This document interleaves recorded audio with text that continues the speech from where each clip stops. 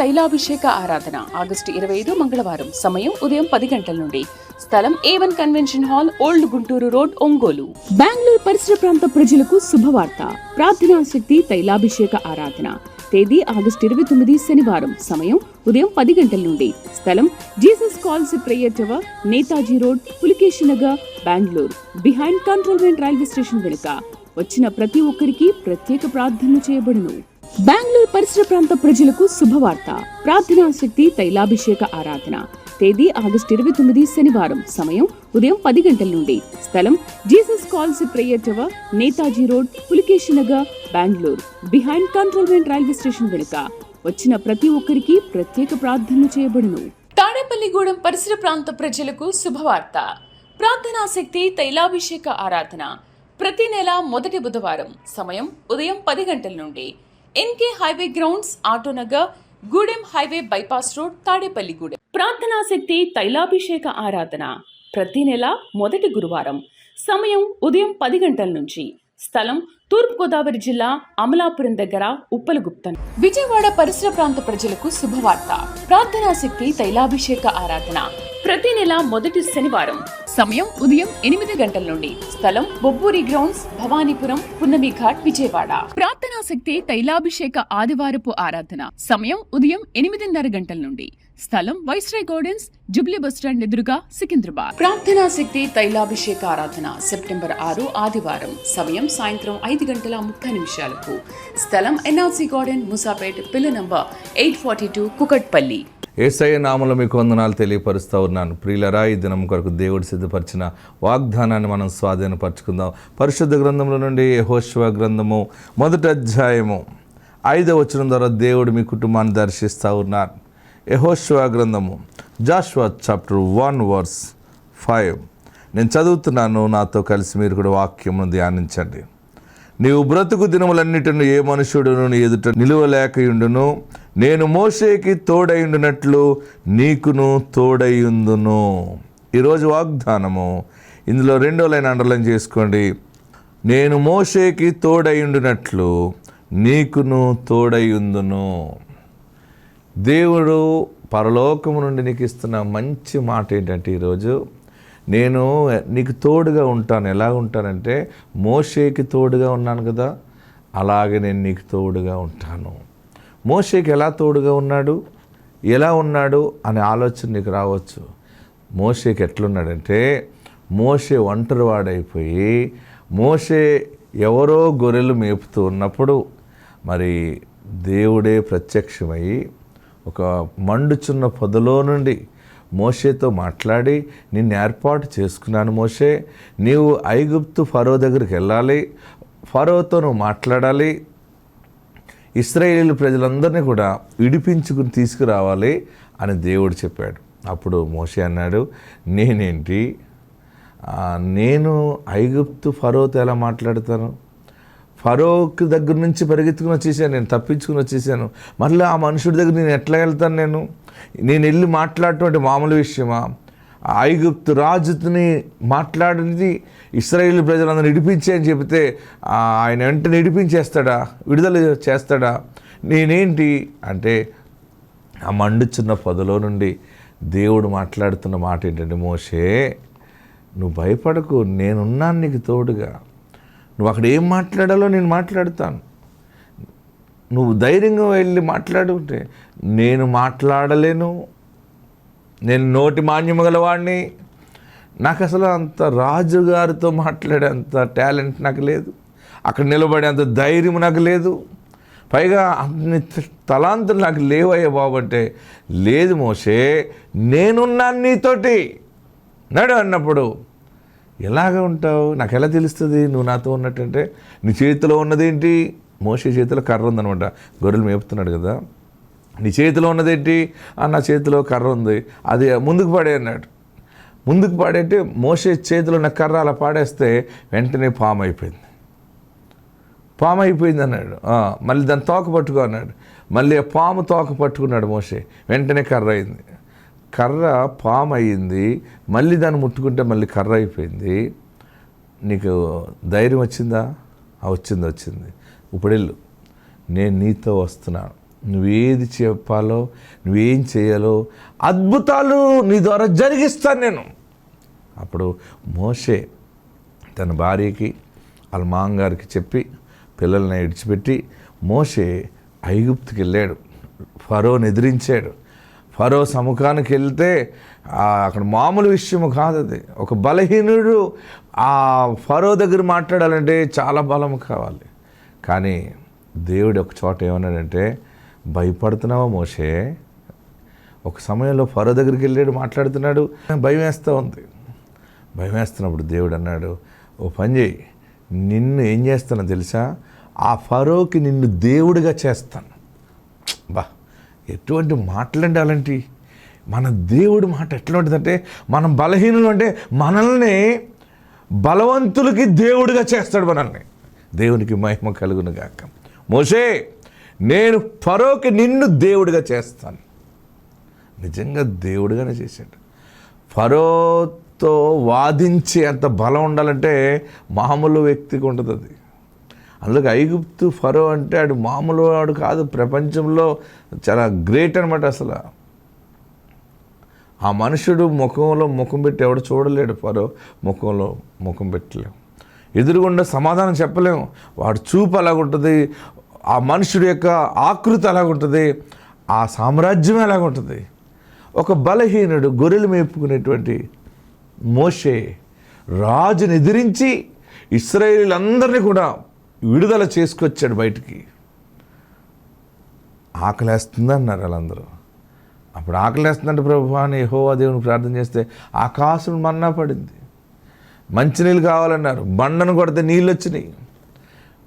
ప్రయాణం చేస్తుంటే ఎర్ర సముద్రం అడ్డొచ్చింది. మళ్ళీ ఫరో సైన్యం వెనకాల వచ్చేస్తున్నారు, కంగారు పడుతున్నారు అందరూ. కంగారు పడక నేను ప్రార్థన చేస్తాను, మోషే ప్రార్థన చేస్తే దేవుడు దిగొచ్చి వెంటనే ఆ ఎర్ర సముద్రంలో 2 పాయలు చేసి ఇచ్చాడు. ఆయన సముద్రమే 2 పాయలు అయిపోయింది. ఇశ్రాయేలీలు సముద్రంలో ఆరిన నేల మీద నడిచినట్టు నడిచి అవతలకు వెళ్ళిపోయారు. వారిని తరుముకుంటూ వచ్చిన ఫరో సైన్యము అదే సముద్రంలో నడిచారు. కానీ వీరు గొట్టెక్కిన తర్వాత సముద్రం 2 పాయలుగా ఉన్నది కలిసిపోయింది ఒక సింగిల్గా. వారందరూ సముద్రంలో తేలిపోయారు, చనిపోయారు. మోషే ఇశ్రాయేలీలు అందరూ సురక్షితంగా రక్షించబడ్డారు. మోషేకి తోడై ఉండినట్లు. అంటే మోషే మాట్లాడలేని వాడిని మాట్లాడించాడు. ఏ మనుషుడి ఎదుట భయపడ్డాడో ఆ మనుషుడికే దేవుడిగా నిలబెట్టాడు. అలాంటి ఆశీర్వాదమే నీవు అనేక మంది జనమును నడిపిస్తావు.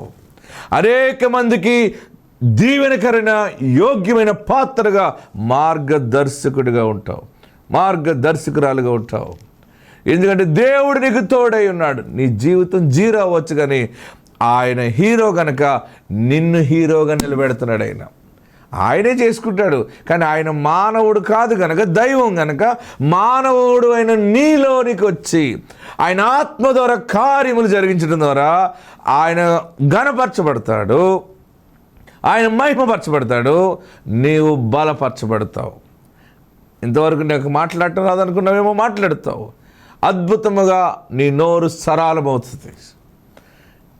నీవు పెద్ద న్యాయవాది అయిపోతావు, న్యాయాధిపతి అయిపోతావు. నేను అనేక మంది ఎదుట పెద్ద మనిషిగా దేవుడు నిలబెడతాడు. భయపడకు. మంచి నాయకుడు కాబోతున్నావు, మంచి నాయకురాలు కాబోతున్నావు. మోషేకి తోడుగా ఉన్నట్టు నేనున్నాను. ఏడవకు, నీ ద్వారా అద్భుతాలు జరిగిస్తానని ప్రభు చెప్తున్నాడు.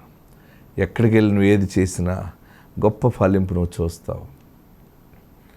నా జీవితానికి అంత వెలుగుందా, ఇది నిజమేనా అని అనుకుంటున్నావా? దేవుడు నిన్ను ఎన్నుకున్నాడు, నీతోనే మాట్లాడుతున్నాడు. నిన్ను ఎన్నుకున్నాడు ఆయన నిన్ను వాడుకుంటాడు. అనేక మంది ఎదుట గొప్ప చరిత్ర కలిగిన సాక్షిగా ఉండబోతున్నావు. ఆత్మ తోడుండుగాక. God bless you.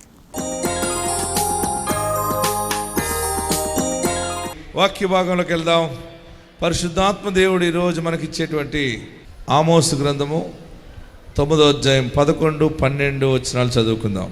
ఆమోస్ అనేటువంటి గ్రంథం ఉంటుంది. ఆమోస్ అంటే ఒక దైవజనుడి పేరు. ఆయనను చిన్న ప్రవక్త అంటారు, ఆమోస్ ప్రవక్త. ఈయన మన ఊరు వాడికి సంబంధించినవాడు, మన ఊరికి సంబంధించినవాడు. అంటే పశువులను కాచుకునేవాడు ఇతను, పశువుల కాపరి. ఎవరు? ఆమోస్. గేదెలను కాస్తూ ఉండేవాడు, బర్రెల్ని, ఆవుల్ని, గొర్రెల్ని, మేకల్ని మేపుకుంటూ ఆత్మీయంగా ఉండేవాడు. అయితే దేవుడు ఒక దినాన్ని ఆయనతో మాట్లాడటానికి ఇష్టపడ్డాడు. ఆయన మంచి మనసును బట్టి ఆయనను ప్రవక్తగా స్వీకరించి ఆయనకి గొప్ప సందేశాన్ని ఇచ్చాడు. ఇశ్రాయేలీయుల ప్రజలు బాధపడ్డారు, వారు పాపం చేశారు, వారికి ఇలా జరుగుతుంది అలా జరుగుతుందని తీర్పులు తెలియపరిచాడు. అయితే చివరికి వచ్చేటప్పటికి వారిని మరలా దీవించటానికి దేవుడు ఆమోస్ని ఎన్నుకున్నాడు. దేవుడు ఆ ప్రజలకు ఏం చేయబోతున్నాడో ఆమోస్ ద్వారా తెలియపరిచాడు. ఈరోజు ఈ నెలలో ఈ వాక్యము బోధించి దీవెన ఆశీర్వాదాలు ప్రకటించమని దేవుడు నాకు బయలుపరిచాడు. కనుక ఆమోసు ప్రవక్త ద్వారా వచ్చిన మాట 9వ అధ్యాయము 11, 12 వచనాలు చదువుకుందాం. బైబిల్ ఉన్నవారు తెరవండి. పడిపోయిన దావీదు గుడారమును చూడండి, అందరూ చదవాలి. 1, 2, 3. పడిపోయిన దావీదు గుడారమును ఆ దినమున నేను లేవనెత్తి దాని గోడను బాగు చేసి దాని పోయిన చోట్లను బాగు చేసి ఏదోము శేషము నా నామము ధరించిన అన్యజనులందరినీ నా జనులు స్వతంత్రించుకున్నట్లు పూర్వపు రీతిగా దానిని మరలా కట్టుదును. ఈరోజు ఆశీర్వాదము, పడిపోయిన గుడారాన్ని దేవుడు లేవనెత్తుతాను అన్నాడు. ఎవరు లేవనెత్తుతారు మన జీవితంలో? ఎవరు సహాయం చేస్తారు? ఈ ఉన్నతమైన ప్రవచన వాక్కు, ఆనాడు దావీదు గుడారం పడిపోయింది, దావీదు రాజ్యం పడిపోయింది, దావీదు ఆరోగ్యం చెడిపోయింది, ఎన్నో రకాలుగా కూలిపోతే దేవుడు మరలా పడిపోయిన రాజ్యాన్ని మరలా దేవుడు నిలబెట్టాడు. ఆమేన్. ఈరోజు ఆశీర్వాదం ఏంటంటే, పడిపోయిన మన బ్రతుకుని, మన జీవితాన్ని దేవుడు మరలా లేవనెత్తుతున్నాడు. నేను ఎందుకు ఇలా పడిపోయాను? ఎందుకు నా కుటుంబం ఇలాగ పాడైపోయింది? ఎందుకు నా వ్యవస్థ లాగా అయిపోయింది? ఎందుకు మేము ఇలాగ అప్పుల్లో పడిపోయాం? ఎందుకు ఇలాగా బలహీనమైపోయాను? ఎంత అందంగా ఉండేవాడిని, ఎంత అందంగా ఉండేదాన్ని, ఎంత డబ్బు సంపాదించేదాన్ని, ఎక్కడికి వెళ్ళినా పేరు ప్రఖ్యాతులు ఉండేవి. ఈరోజు నేను అనాదిగా అయిపోయాను, నా జీవితంలో అన్నీ కోల్పోయాను, నష్టపోయానని ఏడుస్తూ ప్రార్థిస్తున్నావు కదా, దేవుడు నీతో మాట్లాడుతూ ఉన్నాడు. ఆమేన్. సహాయం చేస్తాను అంటలేదు ఆయన. ఇక్కడ ఏమంటున్నాడు? నేనే లేవనెత్తుతాను. మరలా నీ బిడ్డ పడిపోయాడు, నీ అల్లుడు, నీ కుమార్తె సమస్యల్లో పడిపోయారు, దెయ్యపు శక్తులు వారిని పీడిస్తున్నాయి. ఏంటి, నా బ్రతుకు ఎలాగ ఉందంటే నా బిడ్డ బ్రతుకు ఎలాగే ఉంది, మా ఇంటి వారు ఎలాగున్నారు, అత్తింటి వారు ఎలాగున్నారు, పుట్టింటి వాళ్ళు ఎలాగున్నారు, అందరి మీద ఏదో దరిద్రం ఏలుబడి చేస్తుందని అనుకుంటావు కదా.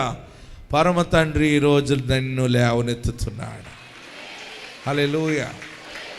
మరి లేవనెత్తుడి గురించి 4 ప్రసంగాలు నేను చేయటం జరిగింది.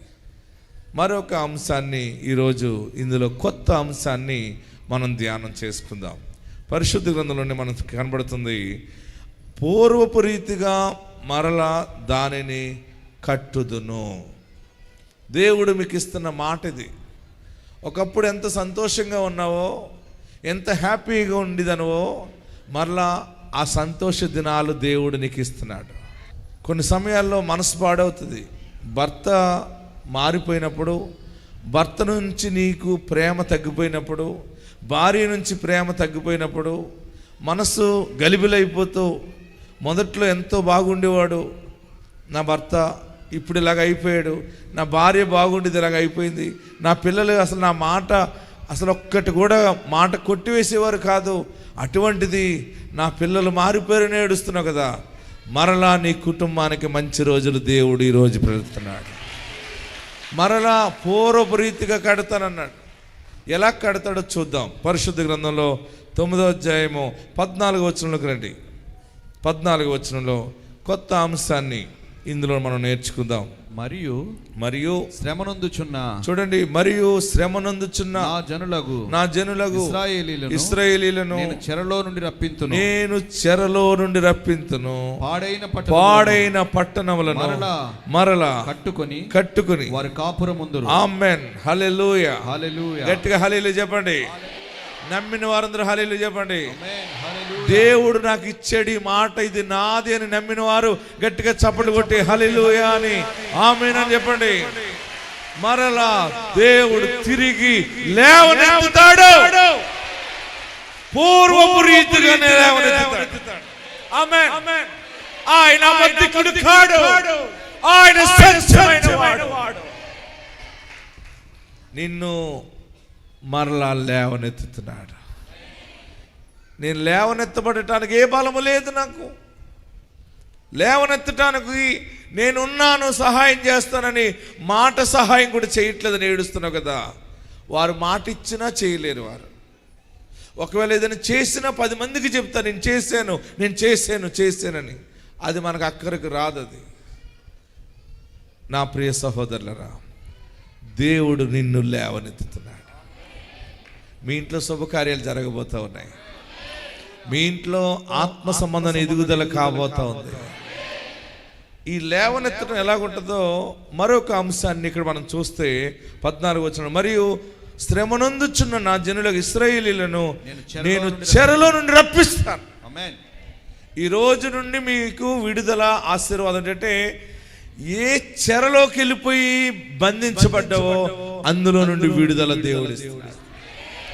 లేవనెత్తడం అంటే చెర నుండి బయటికి తెస్తున్నాడు. అప్పులున్నాయా? అప్పులనే చెర, సమస్యలు అనే చెర, భయము అనే చెర, ఆందోళన, అవమానం అనే చెర, దేవుడు నిన్ను టప్పని బయటకు తీసుకొస్తాడు. ఏ చెరలో ఉన్నామో, ఎక్కడ బంధించబడ్డావో, ఫస్ట్ ఆయన నిన్ను లేవనెత్తేది నీ ప్రాణమునకు విడుదల దేవుడు ఇస్తున్నాడు. హల్లెలూయా చెప్పండి. ఇంకా హల్లెలూయా చెప్పండి. ప్రాణం నెమ్మదంటే ఏంటో తెలుసా అసలు?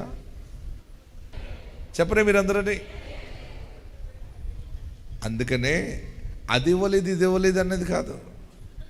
మంచి ఆరోగ్యం ఇచ్చావు బాబు, నీవు ప్రాణమునకు నాకు నెమ్మది ఇచ్చావు అంటే అసలైన ఆశీర్వాదము ఆరోగ్యము కలిగి ఉండటమే. ఆరోగ్యమే మహాభాగ్యం. యూరిన్ ఆగిపోయింది అనుకోండి, అది ఏమవుతుంది? స్లోగా పట్టుపోతుంది, తర్వాత కాళ్ళు వాసిపోతాయి, లోపల సర్దుకుంటుంది కొంతవరకు, ఇంకా అక్కడి నుంచి ముఖం ఉబ్బిపోతుంది. నీకు ప్రతిరోజు దేవుడు అద్భుతమైన నెమ్మదిని కలగజేస్తున్నాడు.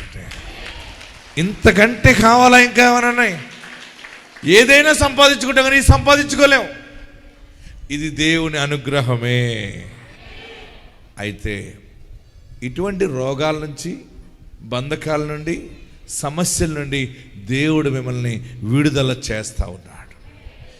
ఈరోజు ఆశీర్వాదం ఏంటంటే చెరలో నుండి, దేని నుండి? చెరలో నుండి రప్పించును అన్నాడు ఆయన. ఆమేన్.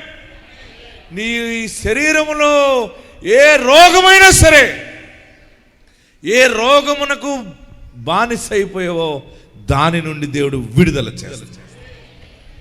హల్లెలూయా.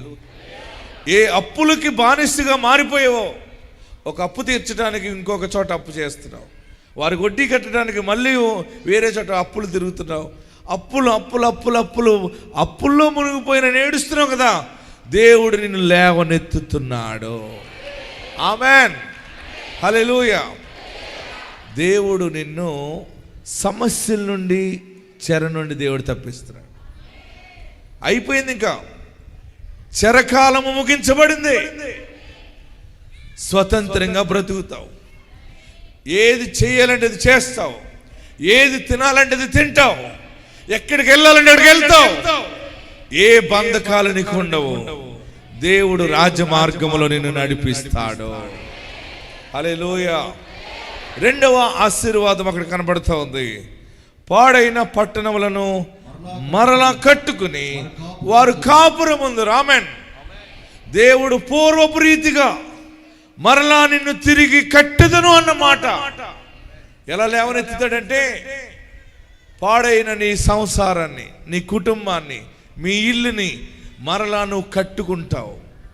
కట్టుకోవాలంటే కావాల్సింది ధనబలము కావాలి. దేవుడు నీకు ధనాన్ని బలముగా ఇస్తాడు. ధనబలం ఇవ్వగలడు, స్థలము ఇవ్వగలడు. ఒక వాగ్దానం ద్వారా పుట్టిన ప్రవక్తగా నేను చెప్తున్నాను, దేవుడు చాలా చిత్రమైన పనులు చేస్తాడు. చాలా చిత్రమైన పనులు చేస్తాడు ఆయన. ఆయన చేసే పనులు నువ్వు చూడబోతున్నావు. పాడైన పట్టణాలని, అక్కడ ఏమన్నాడు, పాడైన పట్టణములను మరలా కట్టుకుని వారి కాపురముందురు. మీ పాడైన ఇల్లు, కుటుంబము మరలా నిలబడతారు. దేవుడు లేవనెత్తుతున్నాడు. అయ్యో, నా కళ్ళతో ఇలా చూస్తున్నాను అనుకోలేదు, నా బిడ్డ కుటుంబాన్ని ఇలాగుందని ఏడుస్తున్నావా, లేకపోతే నా బ్రతుకు ఇలాగుందని ఏడుస్తున్నావా? శుభవార్త, ఈరోజు శుభవార్త. తిరిగి పూర్వపు రీతిగా మీరు కట్టబడతారు. ఆయన కడతాడు. ఎలా కట్టబడతామంటే, ఈరోజు కొత్త అంశము, చెరలో నుండి నిన్ను బయటికి దేవుడు రప్పిస్తాడు. రెండవది, పాడైన పట్టణములను మరలా కట్టుతారు. దేవుడు నిన్ను కట్టుకునేలాగా ఆయన నిన్ను కడతాడు. ఆయన నీ చేతులు కష్టార్జితాన్ని ఆశీర్వదిస్తాడు. నీ శరీరాన్ని దృఢముగా ఆరోగ్యముతో నింపుతాడు. మరలా నువ్వు నడుస్తావు, గంతులు వేస్తావు, పరిగెత్తుతావు. శరీర బలము కలిగి, ఆత్మ బలము కలిగి దేవుని సాక్షిగా నిలబడతావు. నమ్మిన వారందరూ గట్టిగా చప్పట్లు కొట్టి ప్రభువుని స్తుతించు. ఫస్ట్ బ్లెస్సింగ్, ఫస్ట్ ఆశీర్వాదము, మొదటి దీవెన, చెర నుండి బయటికి రప్పించబడతావు. రెండవది, పాడైన పట్టణాన్ని మరలా నువ్వు కడతావు. అదే స్థలంలో ఎక్కడ పాడయ్యో, ఏ ఇంట్లో ఏడుస్తున్నావో అక్కడే గొప్ప కూటం పెట్టుకుంటావు, గొప్ప సాక్ష్యం చెప్పుకుంటావు. మీ గ్రామాల్లో ఉన్న మందిరాలకు వెళ్ళండి, మీకు దగ్గరగా ఉన్న ప్రార్థనా మందిరాలకు వెళ్ళండి, మీ సేవకులను గౌరవించండి. దైవజనుడా, మా ఇంటికి వచ్చి కూటం పెట్టు, మా ఇంట్లో ఈ అద్భుతం జరిగిందని చెప్పండి. నీ ఇంటి దగ్గర బైబిల్లో పట్టుకుని దేవుడు ఎంత గొప్ప ఇల్లు ఇచ్చాడని సాక్ష్యం ఇస్తావు. దేవుడు నన్ను ధనవంతునిగా చేశాడు, దేవుడు నా ఇంటికి రక్షణ ఇచ్చాడు, దేవుడు నన్ను స్థిరపరిచాడు. దేవుడు నీ ఇంటిని ప్రేమించుచున్నాడు. దేవుడు నీ ఇంటిని ప్రేమించుచున్నాడు. దేవుడు నీ కుటుంబాన్ని ప్రేమించి ఈ మాటలు తెలియపరుస్తున్నాడు. పెద్ద చెరలో ఉన్నావు, చెర నుండి విడుదల పొందుతున్నావు. దేవుడే చెర నుండి బయటికి రప్పించుచున్నాడు. దేవునికి సమస్తము సాధ్యమే. అందరూ లేచి నిలబడండి. ఎక్కడున్నవారు అక్కడ లేచి నిలబడి ప్రార్థన చేద్దాం. ప్రభువా, ఈ దినము నువ్వు మాతో మాట్లాడి ఉన్నావు. ఈ పడిపోయిన గుడారములో నాయన 5వ భాగముగా ప్రభువా మీరు మాకు మాట్లాడి ఉన్నారు. ఎంత గొప్ప దేవుడు బాబు, ఆశ్చర్యమైన కార్యాలు చేస్తాం ప్రభు. ఈ వాక్యములో 4వ భాగమును మీరు ఆశీర్వదించి మాకు ఇచ్చినందుకు వందనాలు. యేసయ్య, నా పాపాలు క్షమించు, నన్ను పరిశుద్ధపరచు, నీ బిడ్డగా స్వీకరించు, నన్ను బాగు చేయి. నీవు నాకు తండ్రిగా ఉండాలి, నీ బిడ్డగా నన్ను స్వీకరించి నా పితరులు చేసిన పాపాలు దోషాలు క్షమించండి. బాగు చేయి బాబు, పరిశుద్ధపరచు, పవిత్రపరిచి మా ఇంటికి యజమానిగా ఉండాలి, నాకు కాపరిగా ఉండాలి, మంచి స్నేహితుడిగా ఉండాలి. నన్ను నీవు చేర్చుకో, నాకు రక్షకుడిగా ఉండాలి. అందరూ నమస్కరించండి, అడగండి ఏం కావాలో. నీకు పిల్లలు కావాలా, ఇల్లు కావాలా, అప్పులున్నాయని ఏడుస్తున్నావా? పరమ తండ్రి అప్పులన్నీ తీరుస్తాడు. పారిపోవాలని అనుకుంటున్నావా? మనసు చెడిపోయిందా? నీలో ధైర్యం కోల్పోయిందా? ఏ దారి లేదు, వచ్చే ఏమి లేవు, అనాదిగా ఉన్నాను, నన్ను ఎవరు నమ్మట్లేదని ఏడుస్తున్నావా? నాకెవరు విలువ ఇవ్వట్లేదు, నేను ఎంత చెప్తున్నా నన్ను ఎవరు దగ్గరికి చేర్చుకోవట్లేదు అని ఏడుస్తున్నావా? పరమ తండ్రి నిన్ను చేర్చుకుంటున్నాడు. నిన్ను మరలా ఆ మనుషుల ముందే రాజబిడ్డగా దేవుడు నిలబెట్టబోతున్నాడు. బలమైన ఆశీర్వాదంతో నీ వ్యాపారం నిలబడుతుంది, నీ పరిస్థితి తిరిగి కట్టబడుతుంది. పరమాత్ముడు నీకు తోడుగా ఉన్నాడు. అందరం ప్రార్థనలో ఉందాం. అందరూ ప్రార్థన చేయండి, అడగండి ఏం కావాలో. నాయన, ఉద్యోగముల కూడా ఎదురు చూస్తున్న బిడ్డలు ఉన్నారు, ఉద్యోగములు ఇవ్వండి. దిక్కులేక చెప్పుకోలేని సమస్యల్లో బంధించబడిన వారికి విడుదల దయచేయండి. పూర్వపు రీతిగా కడతానన్ను ఆ రీతి ఆశీర్వాదము దయచేయండి. యేసు నామములో అడుగుచున్నాము తండ్రి, ఆమేన్. మన తండ్రి అయిన దేవుని ప్రేమ, కుమారుని యేసుక్రీస్తు కృప, పరిశుద్ధాత్మ అన్యోన్య సహవాసము, సమాధానము సదాకాలం మనందరికీ తోడై ఉండును గాక. ఆమేన్.